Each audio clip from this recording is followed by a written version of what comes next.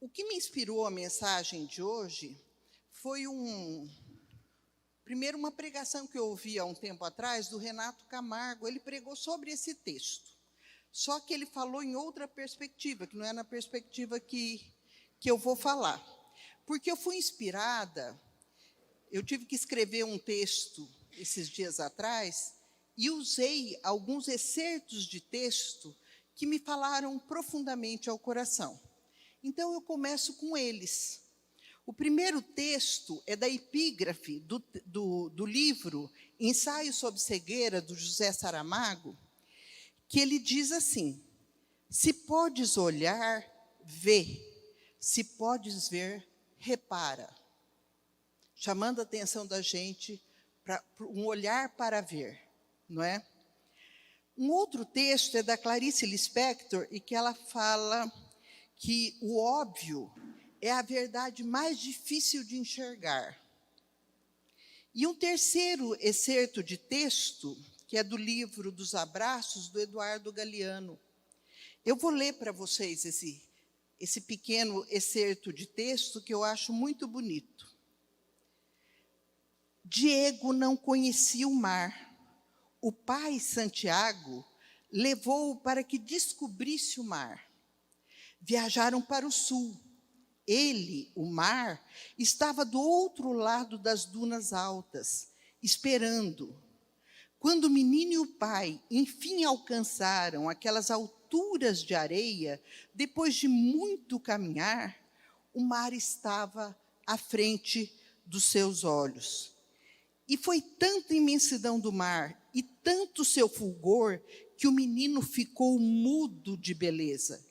E quando finalmente conseguiu falar, tremendo, gaguejou pedindo ao pai: me ajuda a olhar?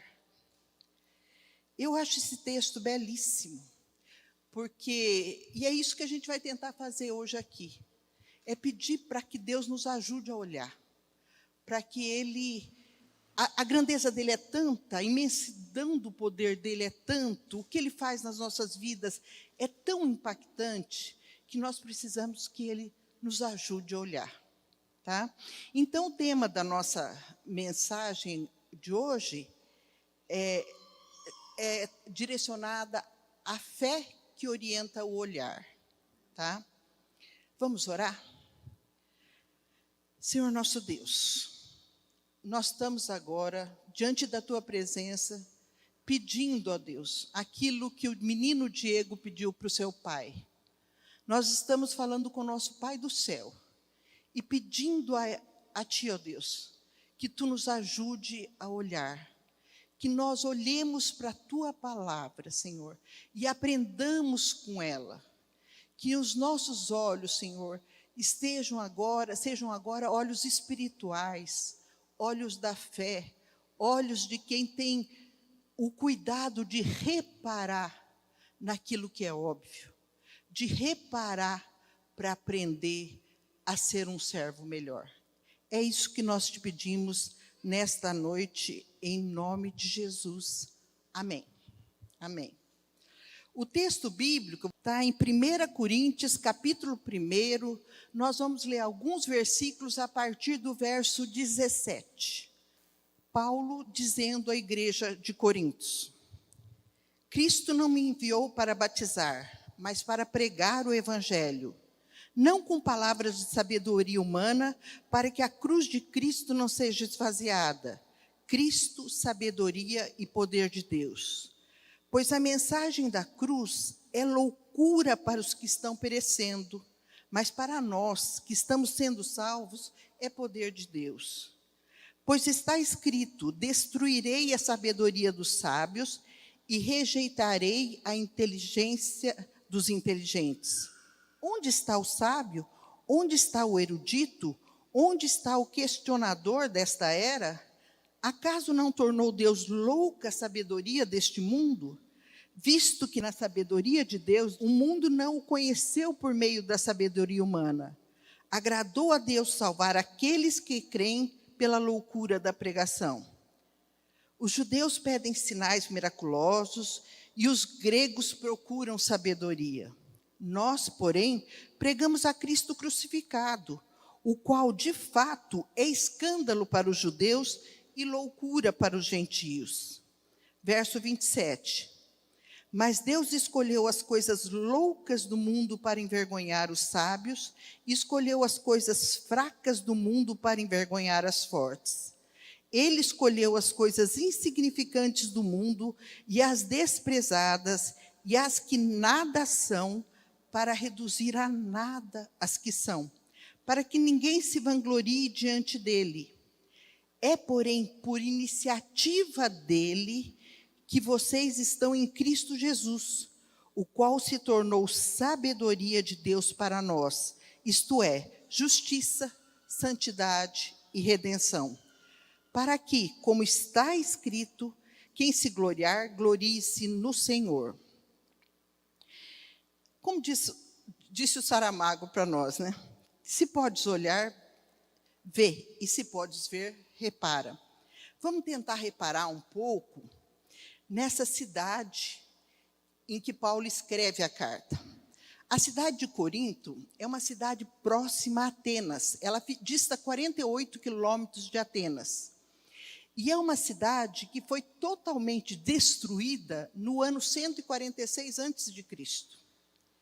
E ela foi reconstruída pelos romanos 102 anos depois, no ano 44 a.C. E é uma cidade que prosperou muito. Uma cidade que chegou a ter 800 mil habitantes. Quer dizer, mesmo nos dias de hoje, é uma cidade seria uma cidade extremamente próspera, né? E ela foi considerada a capital da Grécia romana, né? E era habitada principalmente por judeus e gregos e romanos. Judeus e gregos e alguns romanos, não é? Ela foi o berço, para a gente ter noção, de Sócrates, Atenas, né? Atenas, a 48 quilômetros, né? Ela foi berço de Sócrates, Platão, Epicuro e até Aristóteles, que não nasceu em Atenas, ele também foi influenciado. E por que eu estou falando tanto de Atenas? Porque Corinto sofreu a influência de Atenas. Corinto sofreu a influência das pessoas, da cultura que existia em Atenas, que era uma cultura politeísta, uma cultura onde as pessoas tinham com muita força a questão das mitologias. A mitologia grega ainda se fazia presente, apesar da questão da filosofia estar cada vez mais ganhando espaço naquela terra.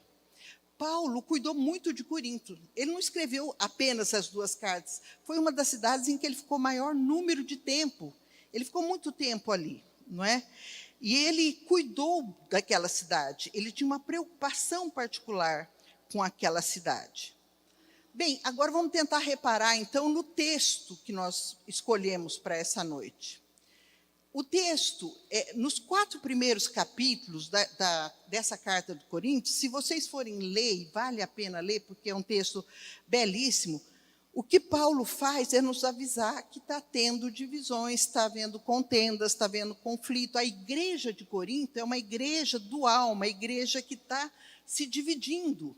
Já nos versos 12 e 13, que nós não lemos aqui, Paulo diz lá, alguns de vocês afirmam, eu sou de Paulo, eu sou de Apolo, eu sou de Pedro, ou eu sou de Cristo. E ele continua, acaso Cristo está dividido? Paulo foi crucificado por vocês? Foram vocês batizados em nome de Paulo?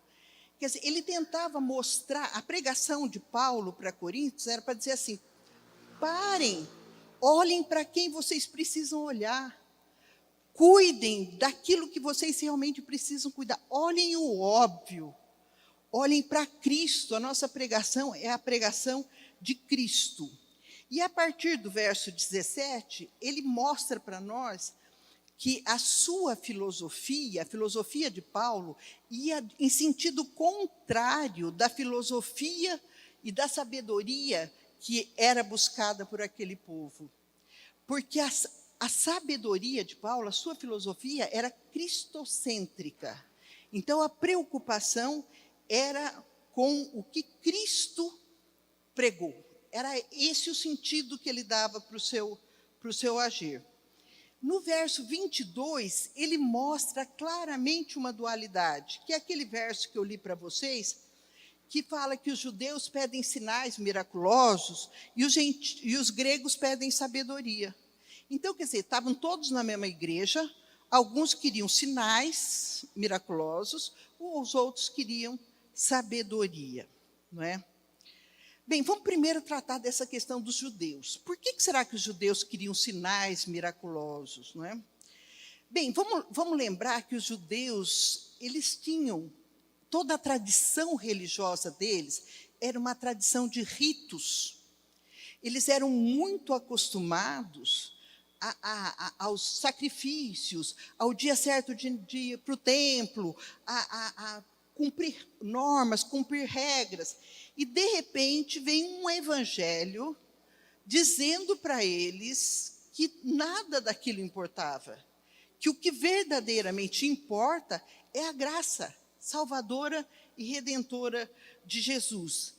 Eles queriam milagres palpáveis. Para eles era muito difícil, como eles estavam acostumados a levar cordeiros, levar pombos para o sacrifício, para tudo isso, de repente, nada do que eles fizerem resolve o problema deles, naquele evangelho que os apóstolos estavam pregando.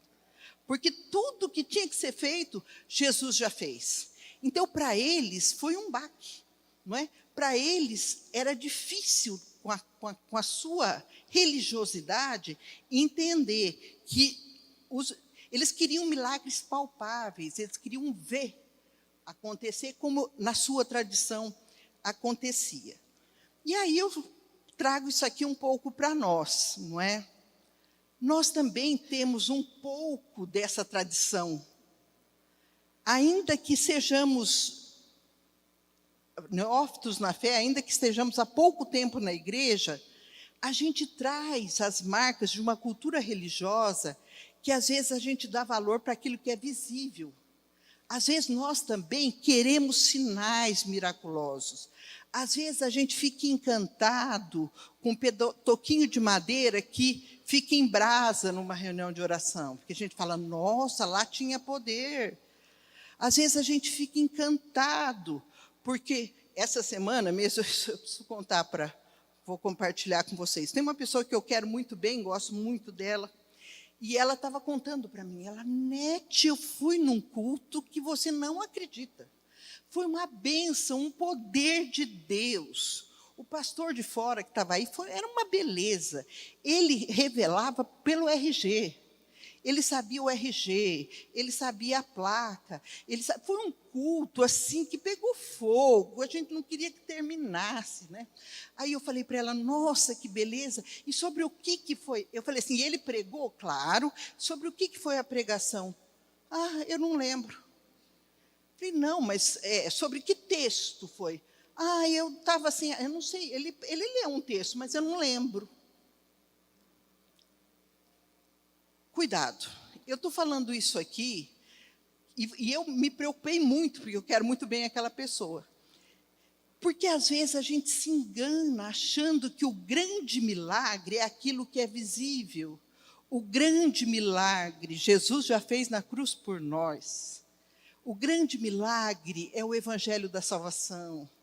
O grande milagre é Deus ter se feito homem para nos salvar e nos resgatar. Esse é o milagre que não é visível, não é explicável, humanamente falando, mas ele é real nas nossas vidas.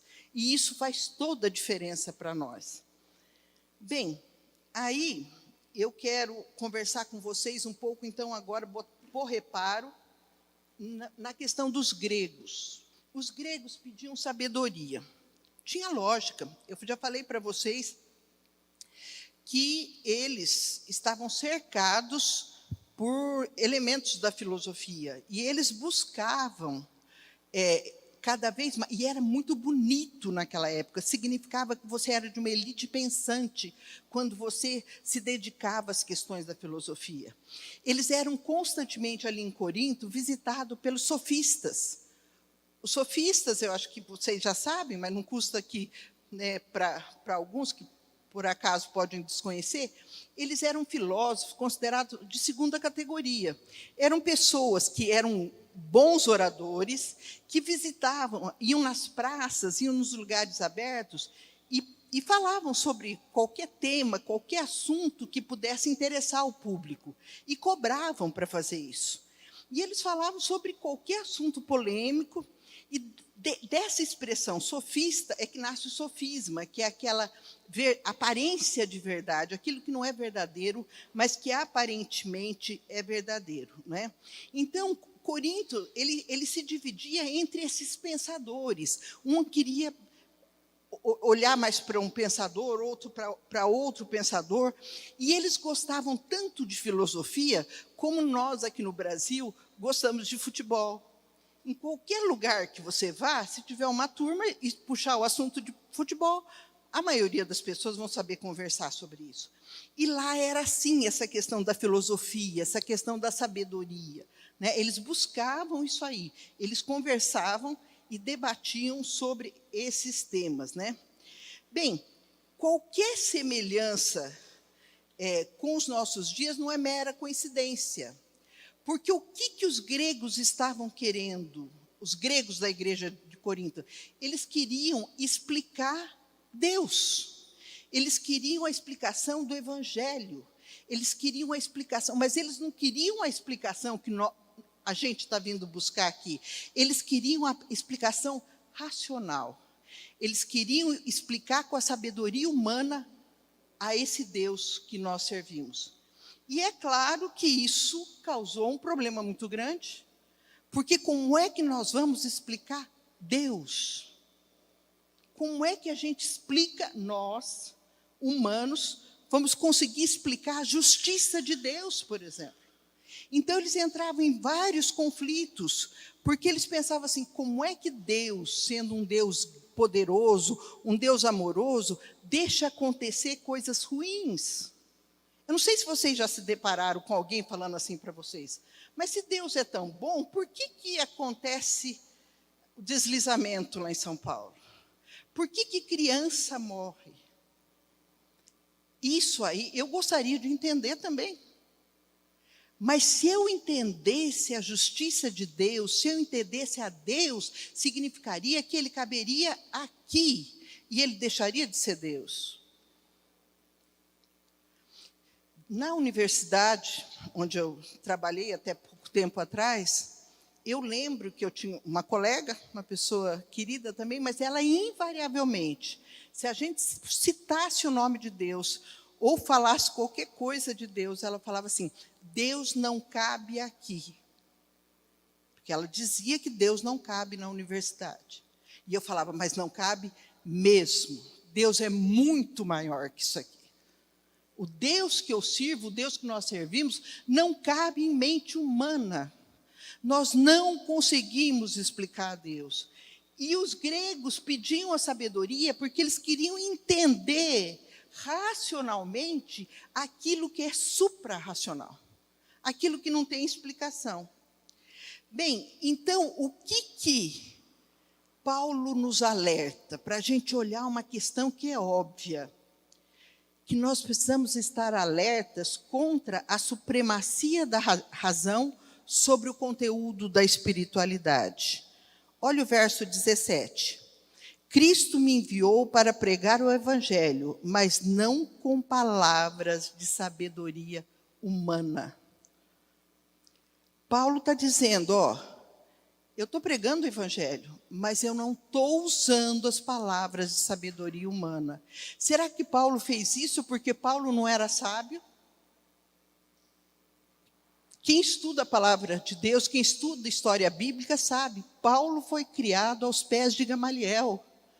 Paulo foi uma das maiores cabeças pensantes do século I.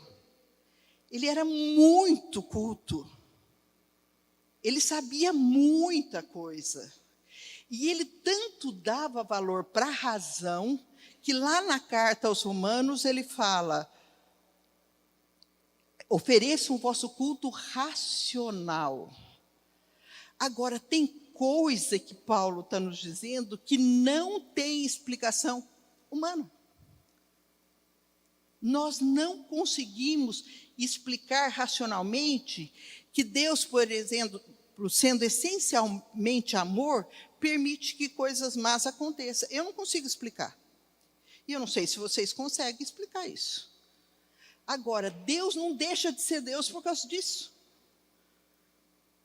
Paulo nos ajuda a enxergar quando alerta que não existe explicação racional para o agir de Deus. Porque se nós conseguíssemos explicar isso, nós seríamos igual a Ele. Por que os gregos tinham essa intenção de racionalizar a Deus? Vamos pensar na cultura deles. Como é que era a mitologia? Eu não sei se vocês tiveram chance de estudar lá no ensino médio ou na faculdade um pouco de mitologia grega. Todos os deuses que os gregos criaram na sua mitologia, todos eles tinham característica humana. Era Deus que vingava, que tinha ódio, que tinha raiva, que tinha inveja. Todos os deuses dele tinham pontos fortes, poderes, mas tinham pontos fracos muito visíveis, porque eles criaram os deuses à sua própria imagem e semelhança. Aí vem um evangelho dizendo assim, não, nós fomos criados à imagem e semelhança dele, não o inverso. O nosso Deus é um Deus tão poderoso, que eu não consigo explicá-lo. Eu o aceito porque ele tem feito toda a diferença na minha vida.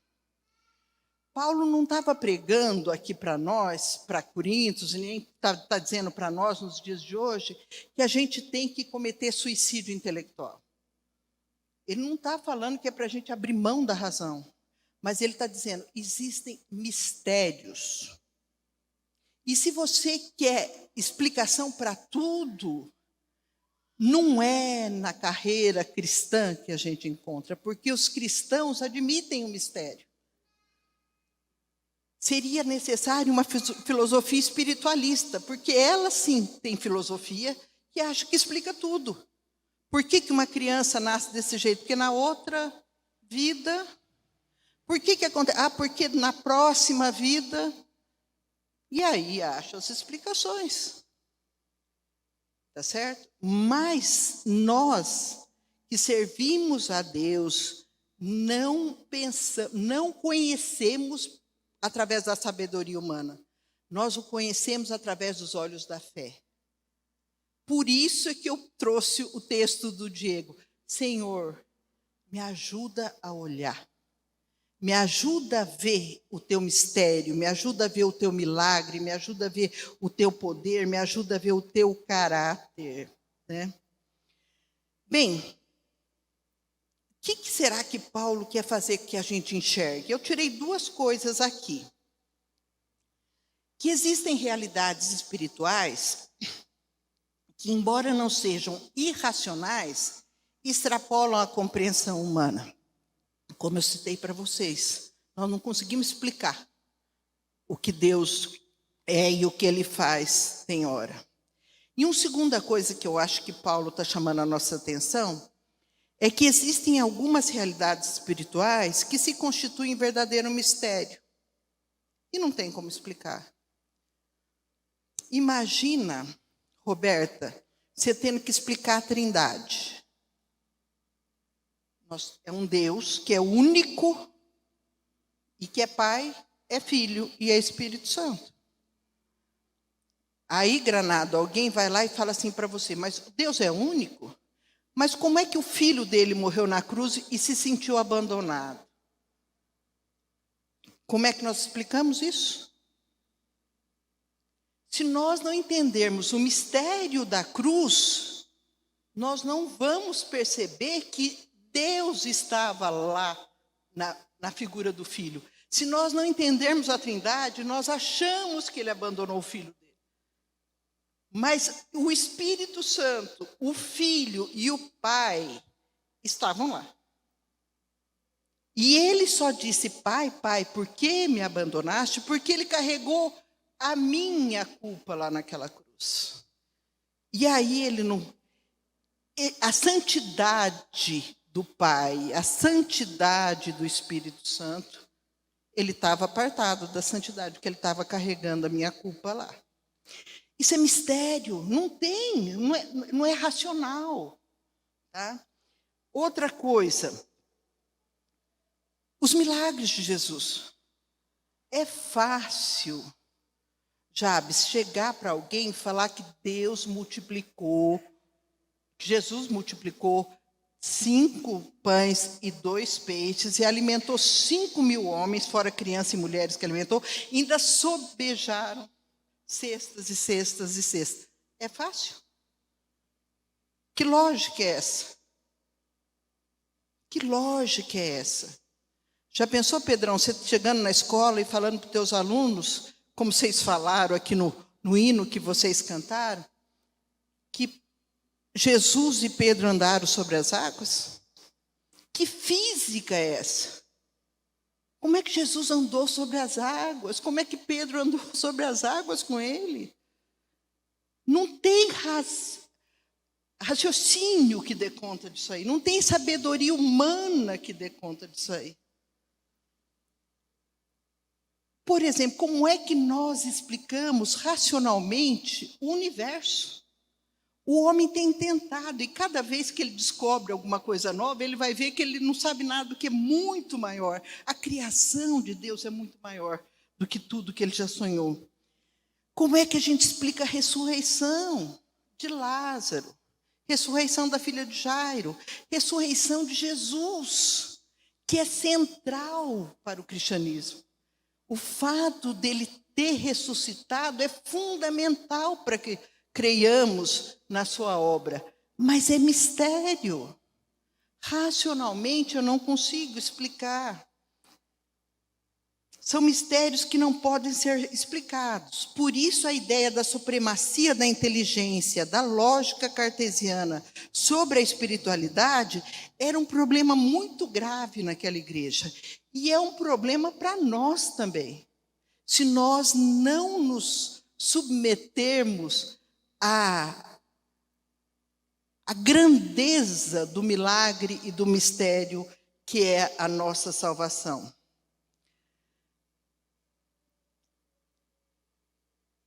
Uma outra coisa que eu queria dizer para vocês, um outro alerta que Paulo faz, é a gente ter que estar atento contra a supremacia da cultura sobre o conteúdo da espiritualidade também. Olha o que o verso 18 que eu li fala aqui, ó. A mensagem da cruz é loucura para os que estão perecendo, mas para nós que estamos sendo salvos é poder de Deus. Imaginem vocês. A morte de cruz era a morte mais indigna que podia haver. Não tinha nada pior. Os piores criminosos é que eram mortos na cruz. E os romanos tinham tanta indignação com aquilo, achavam aquilo tão torpe, que mesmo os piores criminosos romanos não morriam lá. Nenhum cidadão romano foi crucificado. Eles crucificavam os criminosos terríveis dos outros povos, não no deles. Tamanha era a ojeriza que eles tinham por esse procedimento de morte. Agora imaginem vocês, com essa cultura de que a morte é coisa só para indigno, a gente chegar lá, Clemens, você chegar para aquela turma e ter que pregar o evangelho e falar assim, gente, nosso Deus é amor, nosso Deus é maravilhoso. Ele é tão grandioso que há mais de 3 décadas atrás, um pouco, ele veio para intervir na história da humanidade. E ele veio, ele se fez homem, e aqui ele viveu em graça, em sabedoria, e fez muitos milagres, e depois ele foi preso, foi açoitado, e foi morto na cruz. O que eu, com aquela cultura, ia dizer para você? Clemens, não, espera aí, ele era Deus, foi para a cruz, ele era Rei dos Reis, morreu na cruz, ele era o Senhor dos Senhores. Na cruz não é possível. Ele era amor, ele era bom. Na cruz não, a cruz é lugar de vergonha. Por isso Paulo está falando, o evangelho é loucura. Porque racionalmente ele não tem condições de ser explicável. Isso não significa que é irracional. Significa apenas que eu e Elianete, na minha pequenez, na minha humanidade, eu não consigo explicar. Bem, se na minha cultura não dá certo o evangelho, se lá na cultura de Corinto não dá certo o evangelho, vamos adaptar o evangelho. A gente não aceita do jeito que é, a gente faz uma mudançazinha. Isso estava acontecendo na igreja de Corinto. Por isso as divisões. Porque eu ia onde me agradava mais. Eu ia para ouvir aquilo que eu queria ouvir, aquilo que batia com a minha sabedoria, com o meu raciocínio, com a minha mente humana. Né? A cultura imediatista, nossa, hoje, também às vezes faz isso, de querer mudar o evangelho. A nossa cultura competitiva, pragmática, consumista, ela também procura relativizar o poder de Deus. Vê se vocês não concordam comigo, olha. Tem consequências esse nosso jeito de olhar para o evangelho e falar assim, olha, desse jeito eu acho que não foi, mas eu penso que ele pode ser de um outro jeitinho. Vou apontar algumas consequências. A primeira delas é que nós começamos a acolher algumas características de uma chamada teologia da prosperidade. Nessa teologia, Deus está a meu serviço. Não sou eu que sou servo. Eu determino a Deus o que é para Ele fazer. Porque como eu não posso esperar o dia em que eu for para junto com Ele, para receber aquilo que eu recebi de herança na cruz, eu já exijo já algumas coisas que eu acho que Ele já me deve agora. Imediatamente. Então, eu determino que Ele me cure, eu determino que Ele resolva o meu problema financeiro, eu determino que eu me coloco numa situação em que o evangelho, do jeito que ele não atende à minha cultura de hoje. A minha cultura de hoje é de coisas já, eu quero coisa agora. Então, eu vou adaptar. Eu vou fazer, desde que eu faça alguns ritos, desde que eu obedeça algumas coisas, eu vou conseguir que Deus atenda à minha vontade. Eu sou uma cristã, mas para que Ele faça o que eu quero, não para fazer a vontade dEle. Ao invés de sabotarmos a cultura, o que vivenciamos é a tentativa de mudança do evangelho. Ao invés de nós mudarmos a cultura, nós queremos mudar o evangelho, né?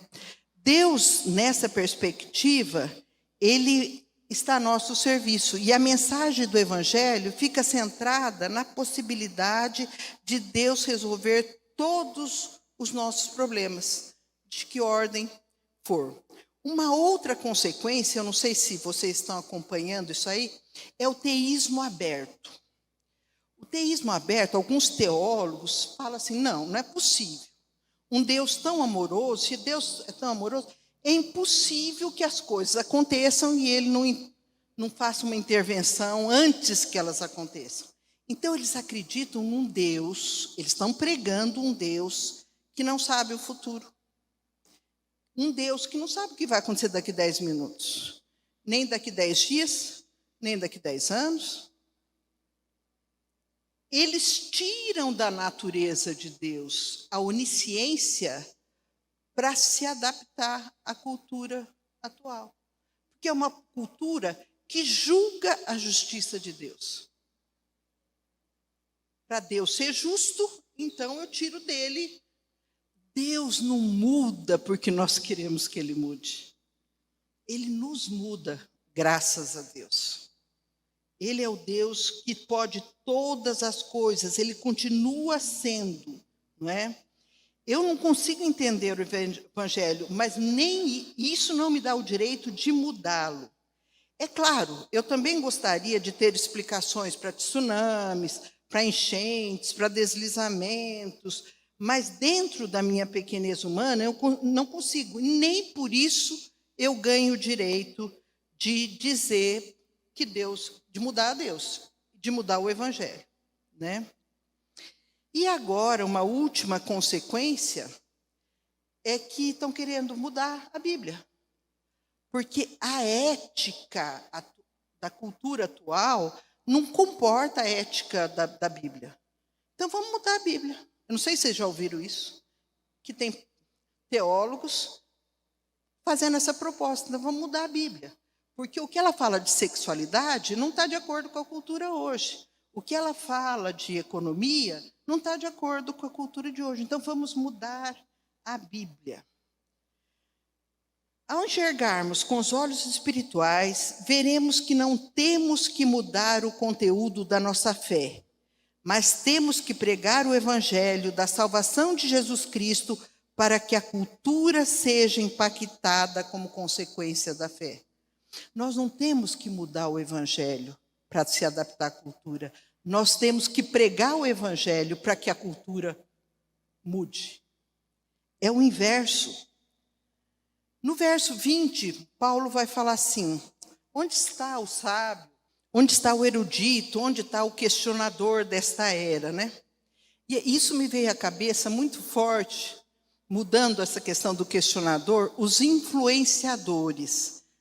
Se a gente fosse colocar nos termos de hoje, são os influenciadores, né? Onde eles estão? Aqueles que estão fazendo a cabeça das nossas crianças, dos nossos adolescentes, às vezes até a nossa, né? Onde eles estão? Eles se comparam hoje aos sofistas da cidade de Corinto. Porque o que eles falam aparentemente é verdade. Eles trazem alguma coisa que pega, que tem gancho, mas que isso traz como consequência a não aproximação com a palavra de Deus, né? Então, qual que é o filtro que eu tenho que usar quando eu ouço um influenciador? Porque tem até influenciador com cargo religioso, falando coisas que não deveriam. Eu não sei se vocês ouviram isso, mas um dono de uma rede de televisão, e que é pastor também, que é mais que pastor, é bispo, ele disse esse tempo atrás que ele não concorda com o fato de Jesus ter feito o milagre de transformar água em vinho. Isso é um absurdo, que Jesus tinha que ter feito outra coisa, tinha que ter resgatado vidas, e não transformado água em vinho. Ou a que ponto a gente chega? O desconhecimento teológico da importância daquele milagre, por que ele existiu, Paulo já explicou aqui para nós com muita propriedade, por que foi aquele milagre e não outro, que João registra na sua carta, por exemplo. E aí alguém vem falar que não concorda. Ou seja, eu ponho em xeque até o próprio agir do Senhor para poder justificar o meu pensamento e a minha cultura. Para a gente indo para o fim, eu quero dizer, então, o que a gente precisaria fazer para dar conta disso? Paulo nos mostra que nós devemos resgatar a centralidade do Evangelho de Cristo na nossa vida. O Evangelho de Cristo tem que ser o centro da nossa vida, do mesmo jeito que foi na pregação de Paulo. A pregação de Paulo foi cristocêntrica, a Bíblia é cristocêntrica. Nós precisamos pôr Cristo no centro da nossa vida. Verso 21. Agradou a Deus salvar aqueles que creem por meio da loucura da pregação. Ele continua falando, é loucura. mas agradou a Deus. Agradou a Deus te salvar. Agradou a Deus te salvar. E isso não tem preço. Paulo não disse que deveríamos nos render à necessidade de explicar o que não pode ser explicado. Se é mistério, eu devo compartilhar esse mistério que me foi revelado por Deus. Eu vou continuar comprometido com o anúncio da loucura da pregação e vai dar tudo certo. Porque nós sabemos que vai dar certo. Ele já nos contou que vai dar certo. Algumas loucuras e mistérios que devemos compartilhar para ajudar as pessoas a olharem com os olhos da fé. Primeiro, Deus criou todas as coisas perfeitas. Nós é que estragamos. Foi tudo perfeito. Ele criou de forma perfeita. Um segundo mistério, que é uma boa notícia também. Deus se fez homem e habitou entre nós, cheio de graça e de verdade, através de seu Filho Jesus Cristo. Terceira, o Evangelho é loucura para o mundo, mas para nós é poder de Deus. É isso que Paulo falou lá. Para nós é poder. É loucura para eles, para nós é poder. Ele morreu no nosso lugar, ele morreu a nossa morte. Um outro mistério é que Jesus ressuscitou no terceiro dia para recomeçar. Ele é o segundo Adão, a Bíblia fala. Ele é o nosso primogênito, ele é o primogênito daqueles que são salvos, estão enxertados com ele na videira verdadeira. Jesus elegeu a sua igreja para consertar e arrumar a bagunça que nós, humanos, fizemos nesse mundo. É essa a nossa vocação. O louvor cantou aqui hoje. Essa é a nossa vocação. Nós nascemos para louvar a Ele. Nós fomos criados para o seu louvor e para a sua glória. É para isso. Jovens que estão aqui. Eu sei que quando a gente está na idade de vocês, uma coisa que nos preocupa é saber, você é médico, você é engenheiro, você é professor, você é advogado, você o quê? Eu não sei o que você vai ser, mas eu sei a tua vocação. A tua vocação se você for médico, é cumprir o plano de Deus onde você vai trabalhar. Se você for comerciante, você vai cumprir o plano de Deus no teu trabalho. Essa é a nossa vocação. Nós nascemos para isso. Ele nos fez para isso. E a última boa notícia que eu marquei aqui é que tudo vai dar certo mesmo.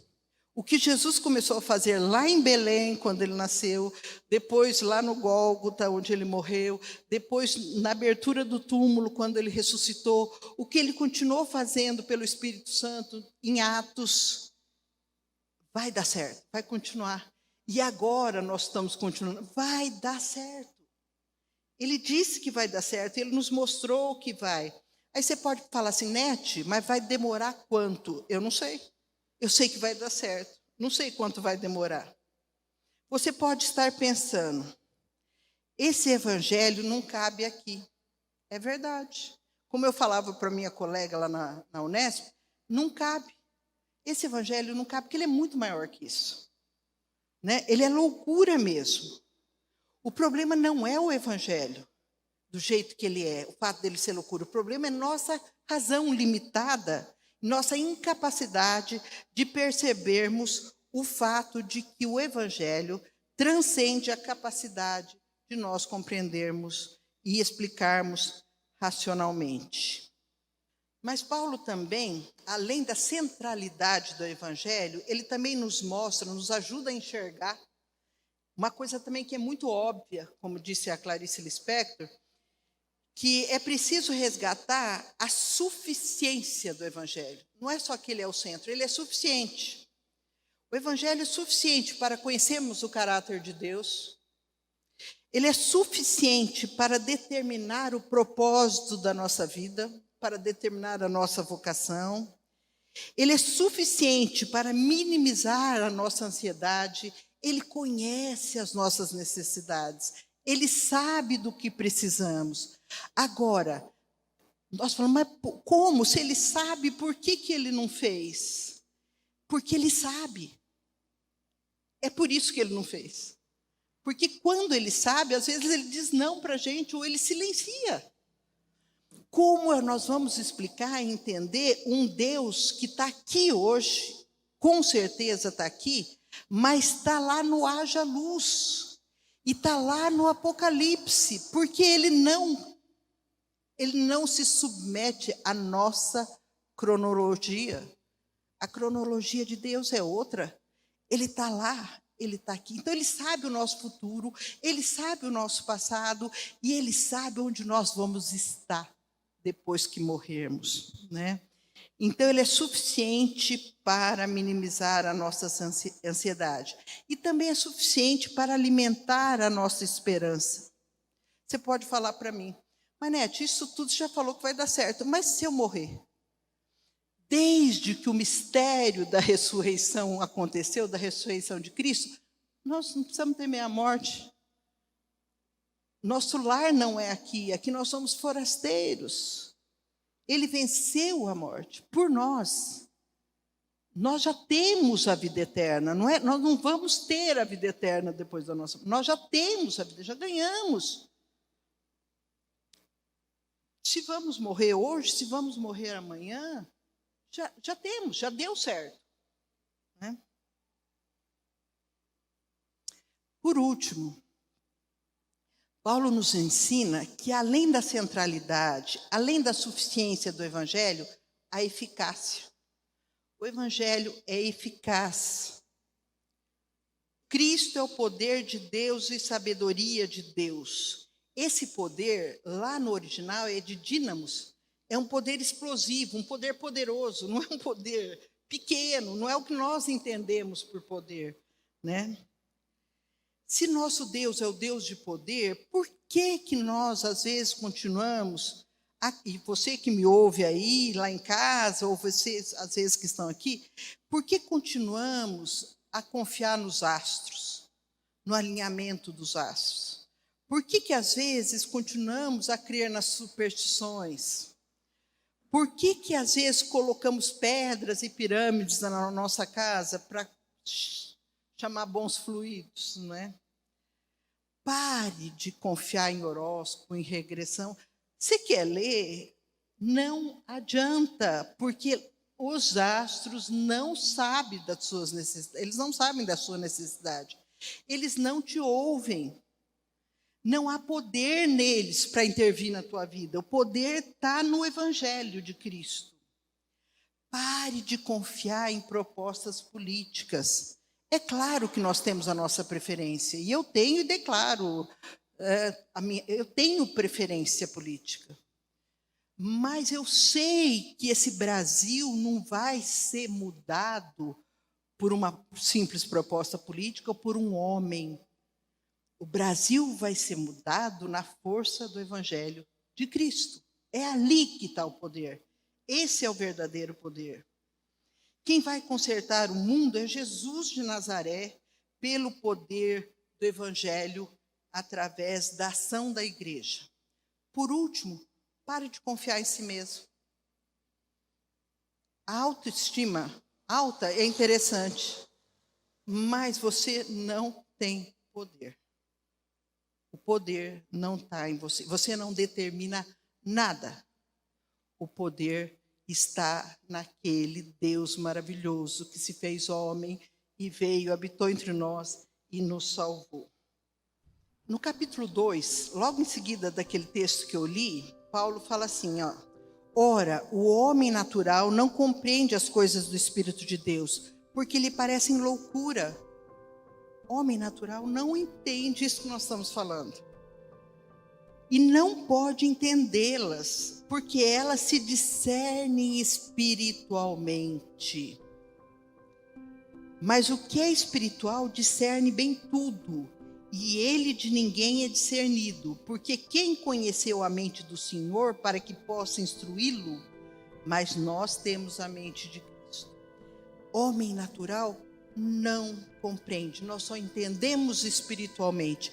Daí a gente tem que fazer como o Diego, me ajuda a olhar, para que Deus tire as escamas dos nossos olhos, para que a gente possa, com os olhos da fé, entender esse mistério maravilhoso que muda e impacta as nossas vidas.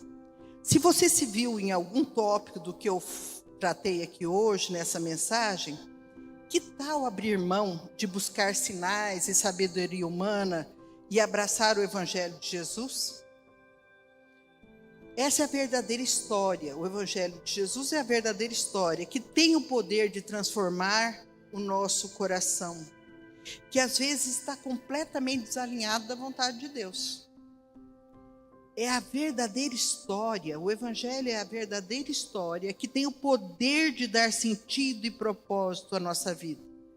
O mesmo Evangelho verdadeiro, que tem o poder de minimizar a minha ansiedade, que tem o poder de fazer com que eu entenda os mistérios e que me deixa satisfeita, porque eu coloco na centralidade da minha vida esse Evangelho. E também entendo a sua eficácia, entendo a sua suficiência. Esse é o Evangelho que vale a pena conhecer. Mais uma vez, esse Evangelho nós não conhecemos por sabedoria humana.